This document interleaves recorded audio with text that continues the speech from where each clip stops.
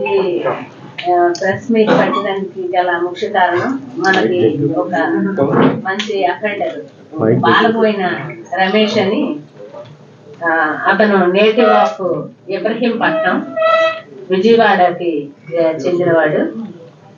ఆ అఫెండర్ ని క్యాచ్ చేయడం జరిగింది. మనకి 25/6/2024 మురళీనగర్ ఏరియాలో ఇన్మేట్స్ ఇంట్లో ఉంటుండగా లోపల గడియ పెట్టుకొని తాళం వేస్తే దాన్ని ఇన్సర్టెడ్ హ్యాండ్ గా, అంటే పక్కనే కిటికీ ఉంది, కిటికీ పక్కన డోరు, ఆ డోర్ కి లోపల వాళ్ళు లాక్ చేసుకొని బెడ్రూమ్ లో పడుకున్నారు. సో అలా పడుకున్నప్పుడు ఇతను ఏదో ఒక ఇన్స్ట్రుమెంట్ తో ఆ లోపల లాక్ ని బ్రేక్ చేసి ఆ గడియని తప్పించి లోపలికి ఎంట్రీ అయ్యి వారు ఒక బెడ్రూమ్ లో పడుకున్నారు. సెకండ్ బెడ్రూమ్ లో ఒక బీరువా ఉంది. ఆ బీరువా తాలూకా తాళాలు కూడా బీరువాకు దగ్గరలోనే అవైలబుల్ గా పెట్టారు. సో ఆ తాళాలతో బీరువా ఓపెన్ చేసి అందులో ఉండే సుమారు 25.5 తులాల బంగారం పోయినట్టుగా మనకి కంప్లైంట్ ఇవ్వడం జరిగింది. కేసు 245/24గా మనము రిజిస్టర్ చేయడం జరిగింది కంచరపాలెం పోలీస్ స్టేషన్ లిమిట్స్ లో. అప్పటి నుంచి కూడా అసలు మనకి వాంటెడ్ క్రిమినల్ నేను వచ్చిన నుంచి కూడా ఆల్రెడీ మనకి ఎంవిపిలో అండ్ కంచరపాలెం అదర్ 3 టౌన్ ఏరియాలో జరిగాయి. ఐడెంటిఫై చేసాం ముద్దాయిని, బట్ చెక్కడు దొరకడు అనే విధంగా చాలా మాకు కూడా ఛాలెంజింగ్ టాస్క్ అయ్యింది. అది అసలు సెల్ ఫోన్ యూజ్ చేయడు, ఏ రకంగా టెక్నికల్ ఎవిడెన్స్ ద్వారా మనకి లభ్యం కాలేదు.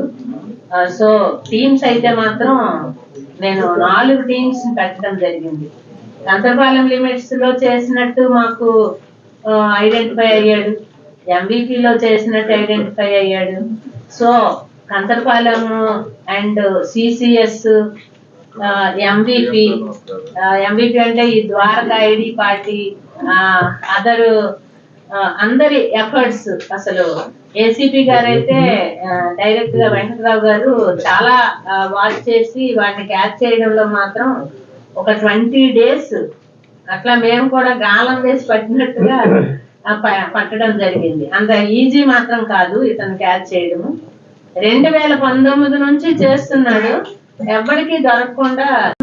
ఒక సెల్ ఫోన్ అఫెన్స్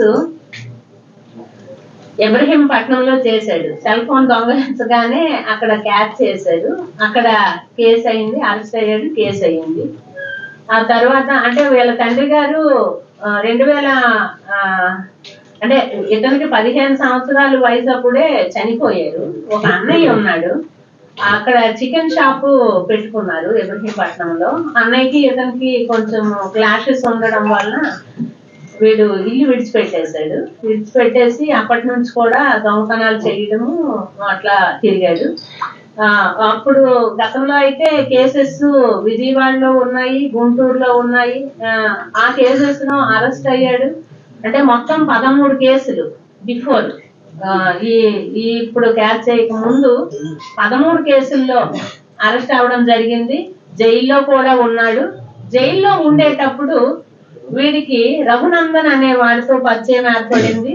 ఆ రఘునందన్ కూడా ఇద్దరు కలిసి ఇంకా అఫెన్సెస్ చేయడం మొదలు పెట్టారు. అంటే వాడు ఎక్కువగా ఇంటి లోపలికి వెళ్ళేవాడు కాదు, బట్ బయటనే ఉండి చేస్తూ వీడు దొంగలించినటువంటి బంగారం అయితే ఏంటి అదర్ విలువైనటువంటి వస్తువుల్ని అమ్మడం, డబ్బులు తెచ్చివ్వడం, బాగా జల్సాలు చేయడం, జోదం ఆడడం, ఈ రమ్మీ గేమ్ ఎక్కువగా ఆడటము, బోల్డ్ అన్ని బెట్టింగ్స్ అవన్నీ చేస్తుండడము, గోవా అండ్ అదర్ ట్రిప్స్ కి వెళ్ళడము, బాగా ఎంజాయ్ చేయడము, బాగా లగ్జూరియస్ లైఫ్ వీళ్ళైతే గడపడం జరిగింది. 2023 అక్టోబర్ నుంచి వీళ్ళు శీలానగర్ ఏరియాలో ఇల్లు ఒకటి అద్దెకి తీసుకొని వీళ్ళిద్దరూ ఉన్నారు. ఉండి సెప్టెంబరు ఆ టైంలో ఎంవిపిలో కూడా అఫెన్సెస్ చేశారు. అసలు ఫస్ట్ ఎంచుకోవడం MVP. ఎందుకంటే రిచ్ పీపుల్ ఉండేటటువంటి ఇదనేసి వీడు ఎక్కువగా బయట లాక్ చేసే హౌసెస్ కి వెళ్ళడు, ఇంట్లో ఉంటుండగానే వెళ్తాడు. అది వీడి ఇది. అంటే మనం ఏంటంటే ఎంత ఇర్రెస్పాన్సిబుల్ గా ఉంటున్నామంటే, ఇన్వైట్స్ కి నేను చెప్పేది పబ్లిక్ కి, గడియ ఇలా గడియ పెడతారు, పక్కనే కిటికీ ఉంటది, కిటికీకి తలుపులు కూడా వేసుకోరు, మరి గాలి వస్తుందో ఏమని, అది ఓపెన్ చేసి ఉంటది, ఈ గడి ఉంటది. ఈడొచ్చేమో ఇట్లా ఇట్లా గడిగా ఇలా అన్నప్పటికీ గడి వచ్చేస్తుంది, లోపలికి ఎంట్రీ అయిపోతాడు. ఏ బెడ్రూమ్ కూడా తాళాలు వేయరు, ఏమీ ఉండదు, ఏమీ చెయ్యరు. సో డైరెక్ట్ గా వెళ్ళిపోతారు. బెడ్రూముల్లో వీళ్ళు ఏం చేస్తున్నారు, నైట్ ఈ పుస్తల తాడు, నల్లపూసలు అన్ని తీసి టేబుల్ మీదే పడేస్తారు, ఏది లాక్ చేయరు.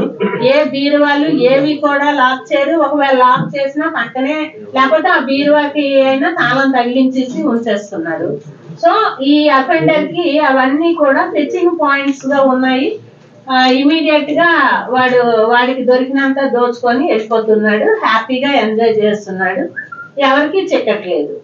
సో చాలా ఎఫర్ట్స్ పెట్టారు. సిపి సార్ అయితే, సార్ వచ్చిన తర్వాత నేను బాలబోయిన రమేష్ అని అనగానే వాడిని క్యాచ్ చేయాలి ఎలా అయినా సరే అన్నారు.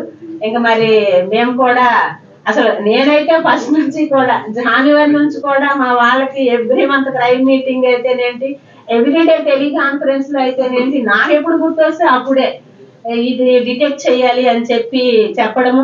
సిఐలు, తర్వాత ఎస్ఐలు, మన ఇక్కడ వెస్ట్ సిఐ అయితేనేంటి, ఏసీపీ గారు అయితేనేంటి, ఇది గ్రేవ్ అఫెన్స్ మనకి వెస్ట్ లో జరిగింది. 25.5 తులాల గోల్డ్ గ్రేవ్ అఫెన్స్ అయిపోయినప్పటికీ ఇంకా మనకి ప్రెజర్ కూడా పెరిగింది. ఎట్లా అయితేనేంటి, main CCS team Shekhar and Reddy, Raju and Augustine, వీళ్ళని ఒక టీమ్ గా పెట్టేసాము. ఇంకా కంపల్సరిగా క్యాచ్ చేయాల్సిందే అని చెప్పాము. సో వీళ్ళ ఎఫర్ట్స్ అయితే మాత్రం చాలా చెప్పుకోదగ్గవి, గొప్పవి. అందరూ కూడా సమిష్టిగా చేశారు. ఈ రోజు మనకి 11 కేసులు డిటెక్ట్ అయ్యాయి.